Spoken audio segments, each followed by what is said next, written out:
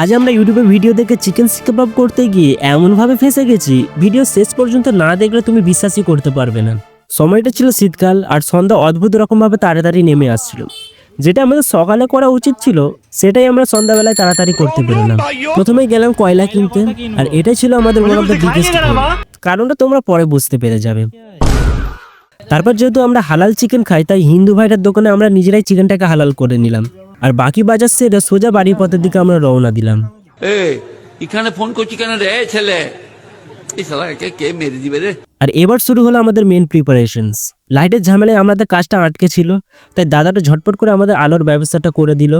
এই বাসে কে উঠেছে? দুটো তাপ্পড় মারো তো না। লাইট লাগানো হয়ে গেছে, একটু ডান্স করে নি। মাংস রেডি, একটু ডান্স করে নি। আগুন জ্বালানো না, মানে ডান্সটা আগেই করে নি। এবার আমরা সবাই কাজে নেমে পড়লাম।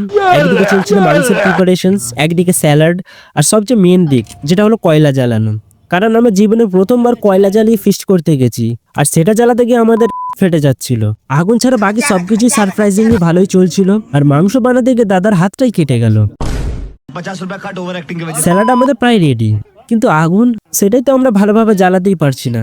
অবশেষে হালকা আগুন জ্বলতেই আমাদের ধৈর্যের বাঁধটা ভেঙে গেল, আর সেই আধা পাকা আগুনেই আমরা মাংসটাকে বসিয়ে দিলাম। এই সাইডটাই লেগে না। গাইস, আমরা এটা কি বলে গো, চিকেনের গোশত কাবাব, চিকেন কাবাব করতে গেছি। দুর্ভাগ্যবশত আগুন জ্বলেনি, আর এখন বাজে 9টা। সেই জন্য ব্যাকআপ প্ল্যান দেখো, আমরা আর শিক কাবাব জীবনও করবো না।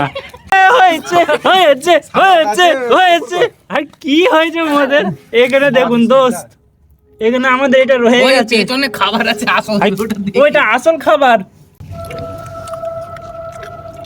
প্রোটিন আছে, হ্যাঁ। পেঁয়াজ মারলে সব চলবে। কাঁচা কাঁটাই আছে কিন্তু অর্ধেক। এটা হলো আমাদের আর ভুলো দাদা নাকি পাখা লেগে করতেছে। 2 दिनों से मैंने ठीक से खाना नहीं खाया है और मैं इस दावत का भरपूर फायदा उठाऊंगा। पहली बार सही खाना मिलने वाला है। কি কাবাব হলো তাহলে? এটাকে বলে ঝালসা কাবাব। দই দই আর সস।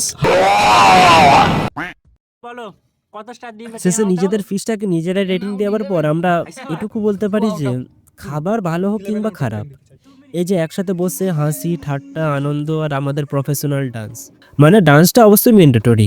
এই জিনিসগুলি ফিশটাকে না সত্যি সত্যি আরো মজাদার করে তোলে। তাই তোমরা কখনো সময় বার করে বন্ধুদের সাথে এসব করো, খাবার পুড়ে গেলেও মেমোরিজ পুড়ে যাবে না।